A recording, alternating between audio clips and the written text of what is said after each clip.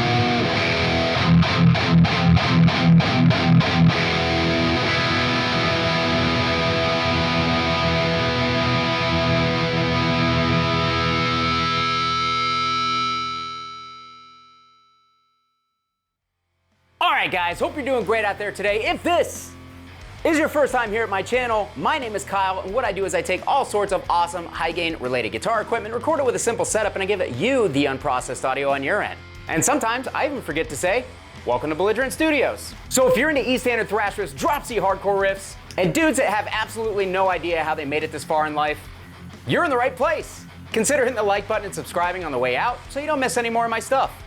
Thanks! Alright guys, so today is quite a long time in the making because I've had this pedal in my possession for longer than I would like to admit. The incredible and ridiculously patient people over at Driftwood Amplification sent me the Heavy Hatchet pretty much right when it was released, so it's been out for a little while, and I am finally getting around to doing... Maybe I shouldn't be doing this video. And I'm finally getting around to doing this video for you guys, but it is definitely not for lack of excitement because I actually really have been digging this pedal. But when you have ADD, a warped perception of time, and a whole lot of ambition and enthusiasm, you tend to say yes to more than you can take on. Maybe I should tell that to my therapist, I guess. But anyways, you guys don't care about me, you care about tones. So let's dive into the Driftwood Heavy Hatchet. What is this pedal? It is a preamp and a distortion pedal all in one, and you can tell that by looking at the preamp / distortion switch. Very scientific. And this pedal is essentially meant to be your big, nasty $4,000 Driftwood Purple Nightmare amplifier in a little box. Now, how many times these days do we hear that this amplifier has been shrunk down into a pedal? This amplifier has been shrunk down into a pedal. Cue the Oprah meme. You're getting a preamp pedal, you're getting a preamp pedal, you're getting an amp pedal. But in this case, it's extremely accurate. As soon as I plugged in this pedal for the first time, it reminded me of everything that I like about the Driftwood Purple Nightmare or the Darkest Nightmare, those high gain channels, because let's face it, cleans are for losers, and crunch tones are for boring dads who will eventually be cheated on by their spouse. That one might be a little too personal. But Driftwood has taken all the best things about the Purple Nightmare, their flagship amplifier, and shrunk it down into this pedal. And some of the best things about that Driftwood amplifier are the fact that it has a built-in gate and the fact that it has a built-in boost. The Purple Nightmare was actually the first amp that I ever encountered that had a legit tube screamer circuit built right into the amplifier, and that's actually really cool. And fortunately for us, Driftwood have gone ahead and put that same circuit, or at least a similar circuit, I'm not 100% sure to be honest, in this pedal, and it functions incredibly well. And then on top of that, it also has a built-in gate, which is what you're hearing right now. The pedal is on, we are loud in the room, the built-in gate is turned up. If I turn it down, pretty noticeable amp hiss.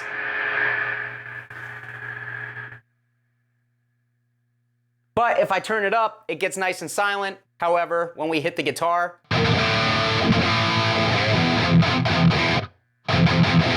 really accurate gate, and I'm definitely a huge fan of that. But everything else, as far as the pedal is concerned, is fairly straightforward. We've got your typical 3-band EQ, we've got a gain, we've got a volume, We have an individual control for the boost over here, and then we've got a couple more switches. We've got the vintage and modern switch, which kind of really kind of adjusts the voicing and the gain structure. The high and low switch, which adjusts the amount of saturation as far as the gain structure goes. And then down here we have a preamp and a distortion switch, and what that essentially does is it changes the high-end profile of the pedal. If you guys know the difference, the primary difference between a preamp pedal and a distortion pedal, a preamp pedal will have more highs naturally built into the voicing, because when you're putting a preamp into a power amp, power amps tend to be voiced a little bit darker, whereas when you put them into the clean channel and use it as a distortion pedal, there's more treble on tap, so you don't need as much high-end frequencies in the voicing of the pedal in order to get the brightness that you desire. The more you know. So on top of those switches, we also have the rumble and the sharp controls on the pedal, and those are essentially like your resonance and presence controls that you would find on a lot of other amplifiers, so you have even more control over the low and the high end. And I believe that that's pretty much it. There is a separate jack on the side of this pedal that I will let Merrick come into the comments and tell me what it's for, because I actually don't know what it's for. Hopefully it's nothing too intense, but I'm pretty sure that it's probably just for like an external switch in order to control. And yeah, we're gonna dive into this pedal. We're gonna see how this thing sounds for lower gain sounds, which I don't know why you'd wanna do that, but we're gonna. And then we are gonna test it out with a bunch of different guitars with different pickups and different tunings. We have it currently going into the power section of this 6505 1992 original here, but we will also test it out on the Quilter tone block and the Seymour Duncan power stage. And then last but not least, we will run this directly into the interface to see how it sounds going direct. So real quick, before we jump into all that, you guys should know this is a sponsored video. Driftwood have sent me this pedal and compensation in order to share this pedal with you here on the channel. What a weirdly structured sentence. So in the sake of full transparency, you guys should know that. So feel free to take everything that I have to say with a grain of salt. More than fair to do so, but just know I'm gonna give you my honest thoughts and opinions, as I always do. All right, guys, so jumping back into that intro tone, we were using my Balaguer Typhon here with the Seymour Duncan distortion pickup in the bridge, and that tone was 100% the pedal, meaning that there are no external gates, there are no external overdrives being utilized. It is literally just the pedal into the power section of the 6505 going into my Mesa traditional 412 cab, vintage 30 in the cab, and SM57 on that V30, no post-processing, and it sounded like this.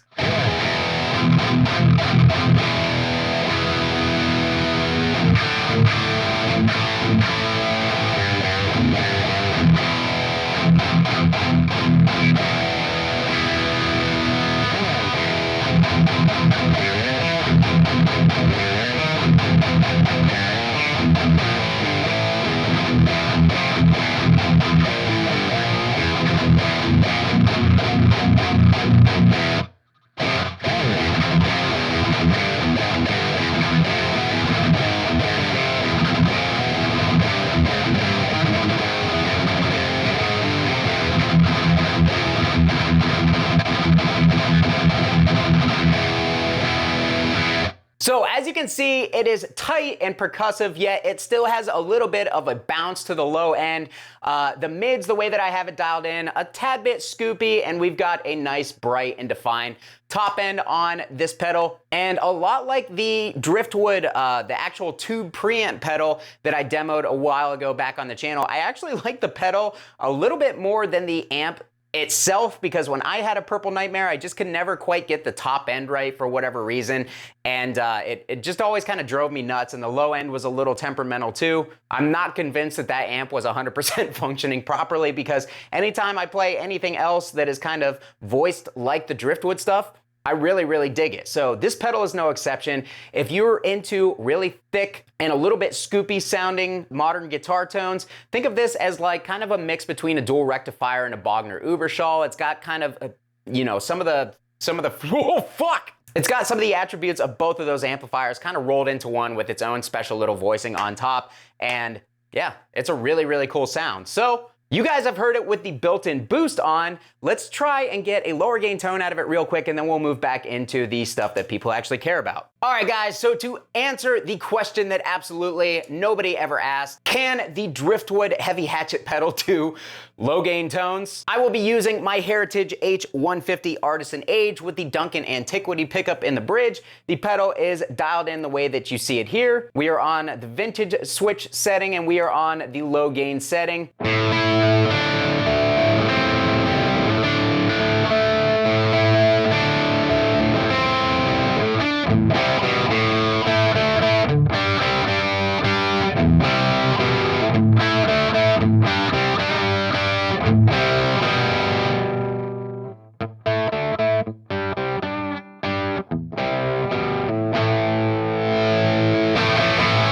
So as you can see, it actually cops a really nice crunch guitar tone. Not something that I was expecting out of this pedal, but it actually does it pretty convincingly.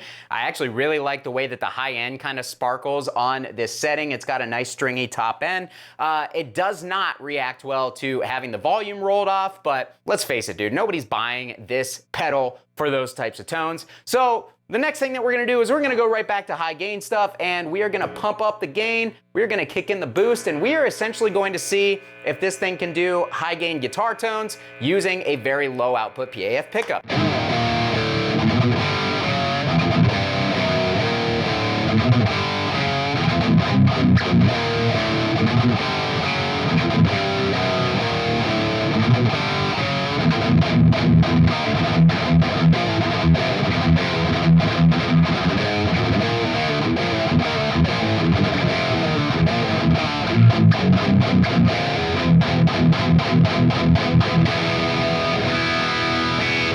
So as you can see, easily pulls it off without needing any external help from any additional boosts or anything. We've got the gain cranked up fairly high, but we pulled the boost back a little bit in order to keep things nice and tight, and honestly, it sounded pretty good. Just out of curiosity though, let's see how it takes an external overdrive. So we have kicked in the Lichtlerm King in Yellow Overdrive, one of my favorite overdrives, and we are gonna play the same riff.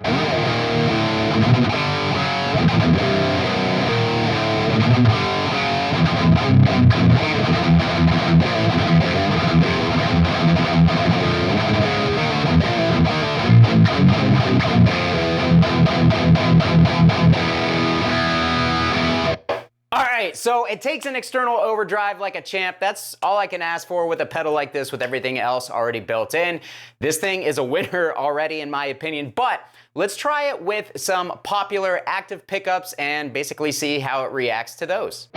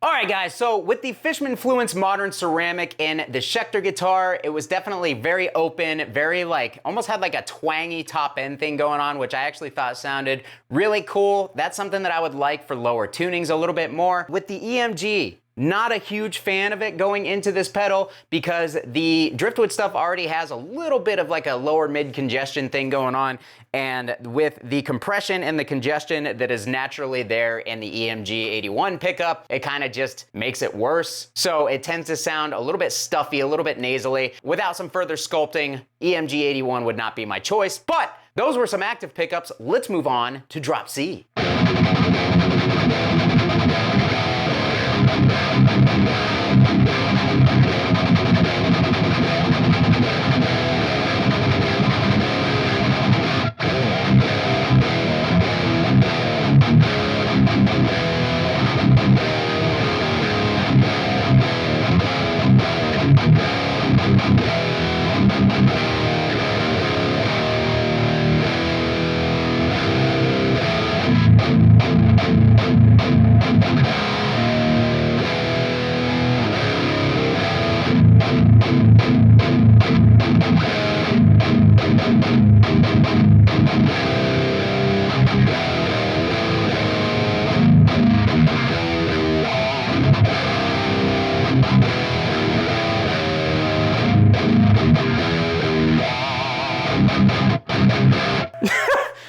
right, sorry about that, guys. I got distracted because there are literally things falling off my shelves in the studio here.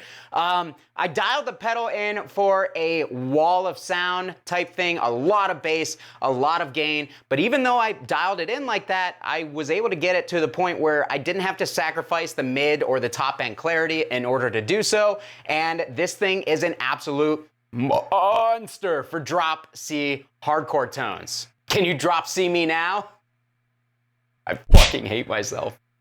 So yeah, best tone that I've gotten so far out of this thing is with my Gibson Les Paul Faded Studio here with the Seymour Duncan Jupiter pickups in them, because a lot of you guys have been asking me what pickups are in this guitar when I use it because it sounds gnarly. Let's go to a baritone.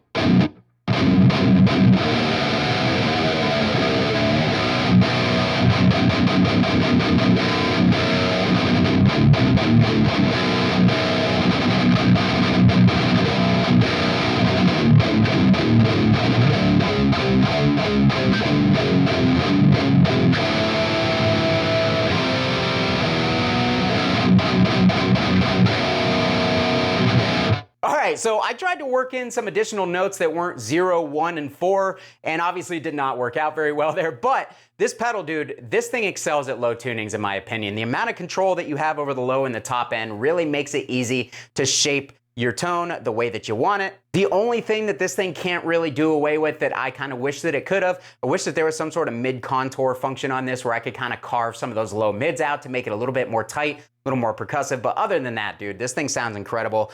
Really enjoying it on the lower tunings. One thing that I do want to do, you guys may have noticed my guitar magically switched there. I have not done a single clip playing directly into the pedal without the boost being activated, so we're gonna try and do that now. Here we are, no boost. The pedal is dialed in as you see on the screen here, and it sounds like this.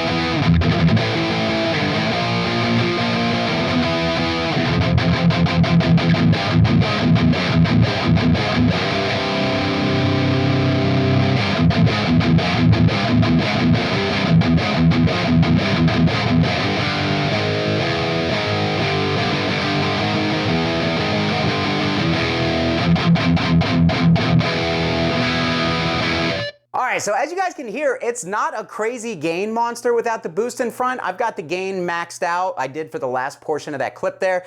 And it gets saturated for sure. It's high gain for sure, but it's not like crazy modern levels of saturation. So if that's your thing and you don't like boosting amps, this pedal is going to be perfect for you. If you don't like boosting amps and you want your preamp technically to get all of the gain without the boost, you might be a little disappointed in this one. It'll probably depend on your setup. But even without the boost engaged, again, still tons of tone shaping capabilities here. The low end really goes a long way on this pedal. So I was actually able to get it reasonably tight. It just didn't have that upper mid cut and that top end definition you get with adding a boost. So with that being said, let's switch it over to the Quilter and then the Duncan Power Stage so you guys can hear how it differs through different power amps. All right, guys, so I have it dialed as you see here on your screen. We are going into the Quilter Tone Block 202. I'm gonna do a quick back-to-back with no talking in between the Quilter and the Duncan Power Stage so that you guys can see how the different power amps sound different with the same pedal differently.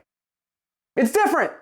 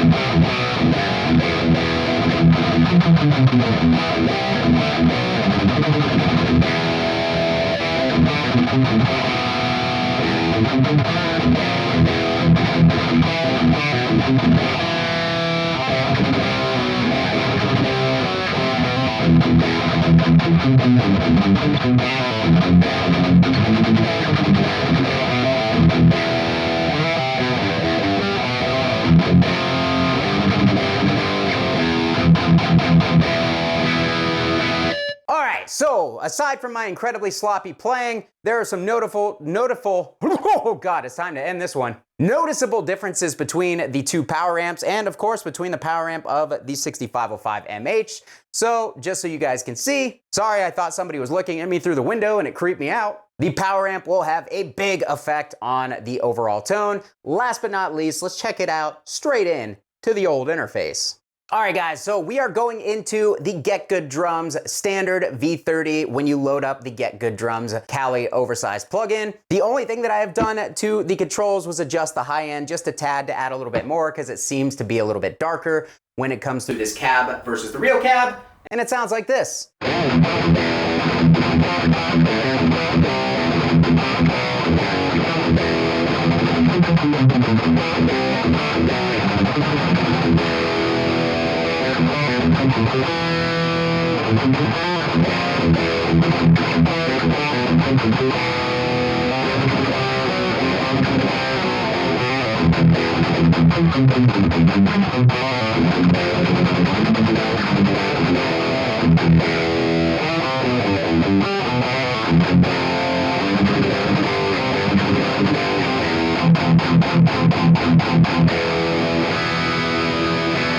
Alright guys, that is going to do it for me today on the Driftwood Heavy Hatchet preamp slash distortion pedal. This pedal is currently on sale. It's $289, and if you wanted to get the tone of the Driftwood Purple Nightmare in your arsenal, but you don't have $4 grand to spend, this pedal is the absolute best way to do that at the lowest price. And it's gonna get you pretty much all the way there because this thing sounds incredibly accurate to the real amp, at least to my ears. I think that Marek did an excellent job on this pedal.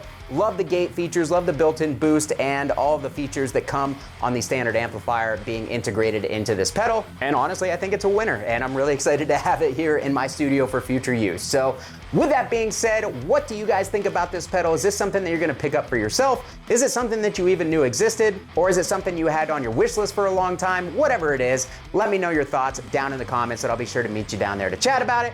And I'm gonna get out of here. Make sure you hit the like button if you liked it. Subscribe if you're not already subscribed. Thanks so much for watching, guys. Kyle here again. We'll see you next time. Bye-bye. You know what this wall is missing? Another amp.